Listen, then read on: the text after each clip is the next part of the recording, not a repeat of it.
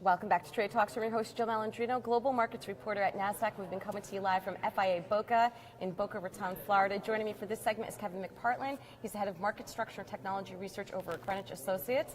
Great to see you somewhere else outside of New York City. Yes, great to see you as well. It's not too bad working out of here every day, that's for sure. But our question to you is, and you guys just had a webinar on this, is 2018 the year for active management? Yeah, so the story's been all about money pouring into passive strategies, into ETFs. They continue to grow. They will continue to grow. However, the research that we've done is telling us that there is a limit there. Eventually, there'll be so much money chasing an index that opportunities will open up for passive managers, and passive managers are starting to think about, okay, how do we capture those opportunities? What's the data that we need? What are the analytics? How do we find those active management opportunities when so sort of everybody else has their attention focused elsewhere? It seems like the advancement of alternative data and research is really what's driving that active movement, is what it sounds like. So my question to you is, and I ask you this all the time, is data more important than trading at this point? Yeah, I mean, data seems to be what we're talking about the most these days. Data and the analytics to be able to do something with the data.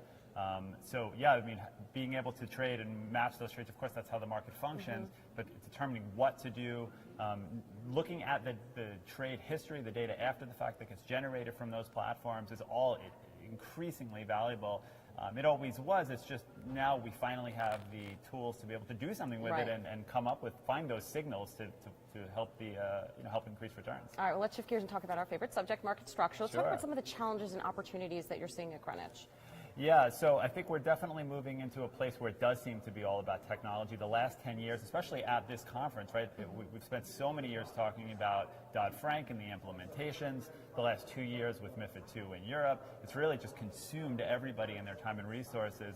But the last 2 or 3 years now, as the tech innovation has really been accelerating in the marketplace, with most of those regulations to some extent behind us, I think the market will be focused on tech. It'll be focused, as we've talked about, on data and putting that data to use.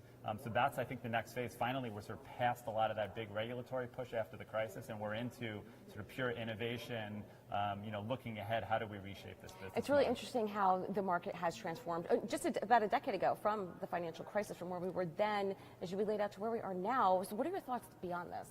Yeah, I mean, it's amazing. So one thing I would say, despite all the talk about tech, is that relationships are not going to leave this business. Yeah, that is a key theme we've been talking about all day here. For sure. I mean, this conference proves that, right? People are here really because they want to network. Everybody's here. It's great to see people in person. It changes the whole conversation when you can have those conversations in person rather than over the phone or over email. So that's not going away, but the technology can help enhance the relationships. It can keep people more connected. We see that in our everyday personal lives. That's true in business, but only now our business is starting to figure out how to do that in a more enterprise way, right? To really leverage those tools to enhance client relationships and partner relationships. So I think we're only going to see more of that. All right. Well, thank you very much for joining us. We'll see you in New York in a couple weeks. Absolutely. Look forward to it. All right. And traders, thank you for spending the day with me. I'm Jill Malandrino, global markets reporter at Nasdaq.